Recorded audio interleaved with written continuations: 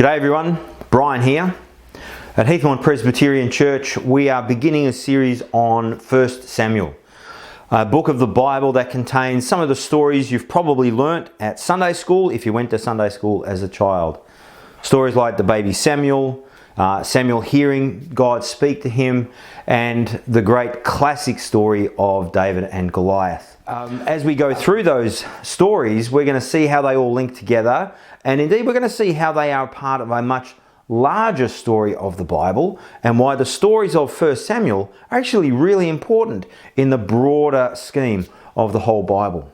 But before we get there, I thought it might be helpful for us to consider some of the personalities and some of the people that we'll read about in 1 Samuel. And the first of those is Hannah. Now, Hannah is described as the wife of Elkanah. We don't know a whole lot about Elkanah. We know he loved God. He seems to have been one of the people chosen to be a musician in the worship of God. But he was also the husband of Hannah. But Hannah wasn't his only wife. He had another wife, Peninnah. And the heartache in this couple, or in this trio rather, is that Hannah had no children, but Peninnah had plenty. And there is this great distress. Indeed, the Bible describes Peninnah as Hannah's rival. A terrible situation to be in.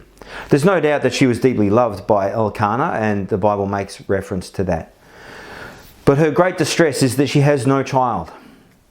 And Hannah is recorded in Samuel chapter 1 as going to worship at Shiloh and coming to the temple, or to the tabernacle rather, to pray. And here's some of what she says.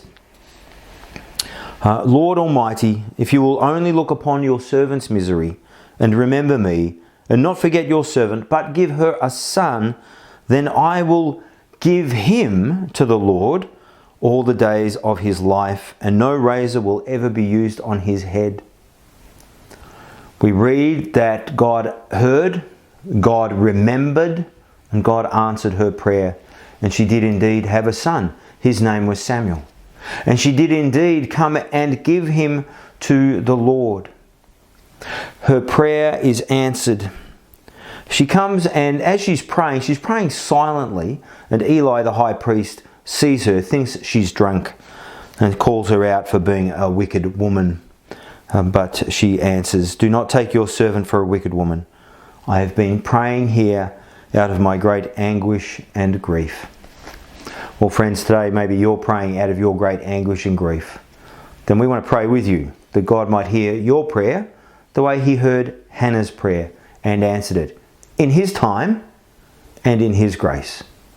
We'll say a bit more about Hannah and her next prayer tomorrow morning. Have a great day. Whatever you're doing, enjoy it. And I look forward to seeing you tomorrow morning. Bye-bye.